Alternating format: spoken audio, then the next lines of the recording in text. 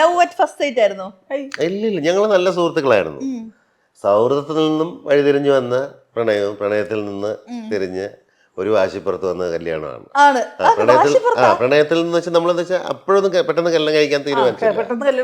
ഞങ്ങള് തീരുമാനിച്ചിട്ടില്ല. ഞങ്ങളിതൊരു രസമല്ലേ. അന്നത്തെ കാലത്ത് പ്രണയം എന്ന് പറഞ്ഞു കഴിഞ്ഞാൽ മൊബൈലില്ല, നമുക്ക് മറ്റുള്ള സൗകര്യങ്ങളില്ല, ഒന്നുമില്ല. അപ്പൊ മൊബൈൽ വന്ന സമയം. പക്ഷെ അപ്പൊ അത് ഇൻകമിങ് ഔട്ട് ഗോയിങ് പൈസയാണ്. ഇത്രയും പൈസ കൊടുത്ത് പ്രണയിക്കാനുള്ള പൈസയൊന്നും അന്ന് ഉണ്ടായിരുന്നു.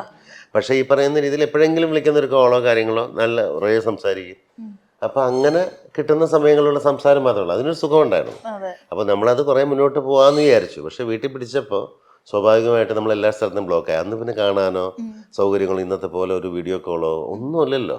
അപ്പൊ ആ ഒരു നമുക്ക് ഉണ്ടാവുന്ന ഒരു ഇതുണ്ടാവുമല്ലോ. നമുക്കിപ്പോൾ ഒരു സംഭവം വേണ്ടെന്ന് പറയുമ്പോൾ അത് വേണമെന്ന് ഉള്ളൊരു വാശിയുണ്ട്. അപ്പൊ ആ സമയം എന്ന് വെച്ചാൽ എനിക്ക് 24 വയസ്സ്, 21 വയസ്സ്. ആ ഒരു പ്രായത്തില് നമ്മൾ ഒളിച്ചോടാൻ തീരുമാനിക്കുന്ന